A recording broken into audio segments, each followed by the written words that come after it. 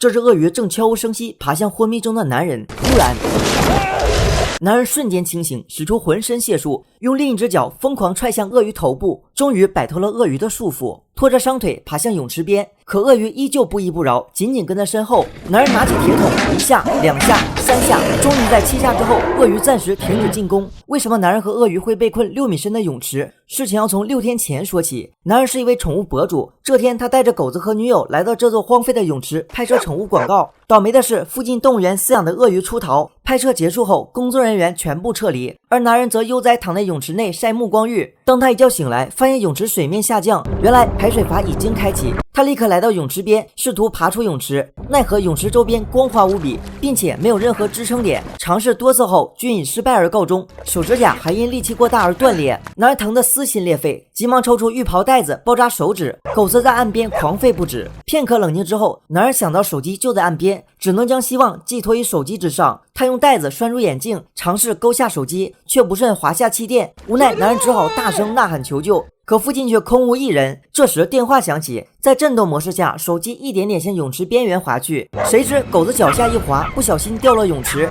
此刻正在半空挣扎。男人看了一眼手机，又看了一眼狗，在求生和宠物面前，他选择朝着狗子游去，最终用气垫床将狗子平安送上岸。也许是男人命不该绝，当他回头时，发现手机连接充电器并没有掉落水中。他急忙朝着手机游去，但似乎是老天在和他开玩笑，结果总是差一点够不到手机。他怒了，拼命从水中一跃而起，可谁知手机连同数据线一起掉落水中。男人从水中捞起时，手机已然成为一块板砖。为防止泳池内的水流干，他游到底部，用浴袍遮盖下水管道，而腰链却卡在井盖上。就在这时，一个外卖员赶到，他没有发现水下挣扎的男人，电话还无人接听，呼唤也无人应答，只好把披萨放在狗子身边离去。当男人游出水面呼救时，外卖员因摩托的噪声与男人失之交臂。男人折腾了1个多小时，体力逐渐耗尽，躺在充气床上恢复体力。这时女友走过来，看见男友在酣酣入睡，他走上跳台准备一跃而入时，狗子发出一声犬吠，男人立刻睁眼阻止女友。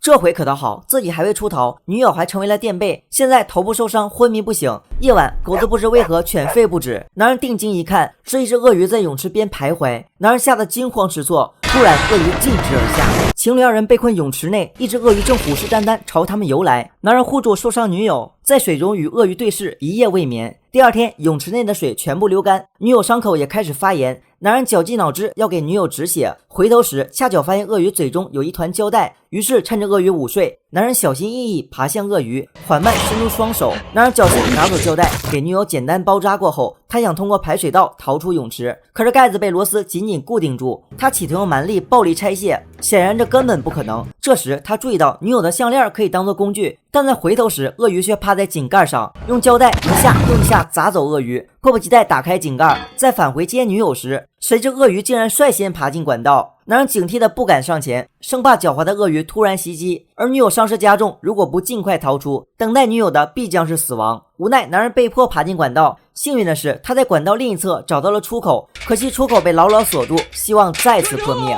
然而鳄鱼却重新回到泳池，正呲牙咧嘴朝着女友爬去，狗子紧张的狂吠不止。千钧一发之际，男人爬出，一把拽住鳄鱼的尾巴，把它扔在一旁。在这期间，女友奇迹般睁开了双眼。夜晚，2人饥肠辘辘，狗子却在岸边食用披萨。男人大骂狗子没有良心，还放下狠话。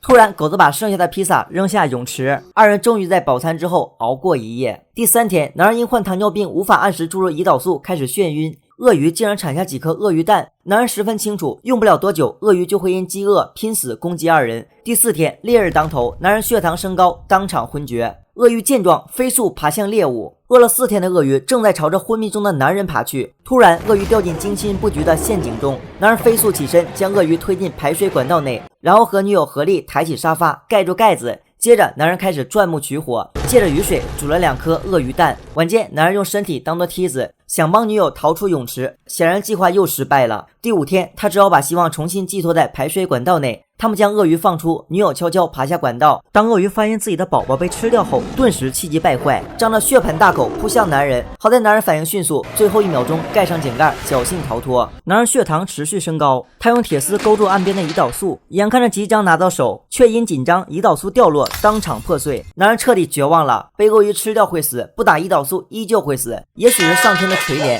他从角落中摸出一个盒子，里面正是没有注射的胰岛素。原来是死党在收衣服时不小心将药品掉落在排水管道内。第6天，一只无人机在泳池上方盘旋，男人冒险打开井盖，可惜是一只玩具飞机。忽然刮起大风，一根防贼铁丝掉进泳池，男人顾不及疼痛，不惜划破手掌，抓住铁丝，拼命地向上爬，鲜血不停地滴下。当一只手已经摸到岸边时，突然铁丝滑落，男人重重摔下泳池，当场昏迷。在一阵疼痛中，他睁开双眼，鳄鱼正死死咬住他的伤腿。于是有了影片开头那一幕，鳄鱼被击退后，天空下起了暴雨。就这样，一人一鱼互相对视，各自不敢上前。男人终于找准机会逃回管道内，他爬向管道的另一面，试图碰碰运气。苍天不负有心人，终于他找到了另一个出口。可当他爬出环望四周时，彻底绝望了。这哪里是出口，而是旁边另一个泳池。男人仰天长啸。第7天，一个无人机掉了泳池，2个大叔找了过来。虽然他们发现男人在地面用胶带制作的求救信号，却被误认为是拍摄广告时的道具，也没有发现藏在沙发下的鳄鱼。拿起飞机后快速撤离，不过幸好梯子留在游泳池内，希望就在眼前。男人一瘸一拐走向梯子，鳄鱼可能是太饿了，看着男人这个猎物出没，果断发起进攻。很快，男人和鳄鱼厮打在一起，在求生面前，男人一拳又一拳击打鳄鱼头部。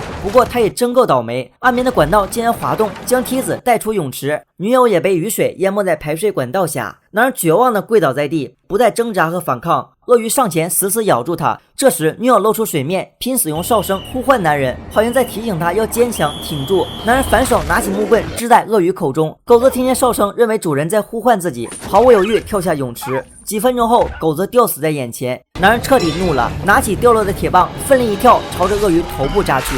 这一次，鳄鱼永久闭上了双眼。男人拽着心爱狗子的尸体，含泪爬出了泳池，再用铁棍撬开排水管道。在男人的抢救中，女友奇迹般复活。到此影片结束。看完这个电影，告诉我们一个道理：一要买一个防水手机；2没事养条狗，也许有时它们真的能救你的命。本部影片是泰国影片《恶狗逃生》。好了，本期影片到这里了，我是怪兽，下期见，拜拜。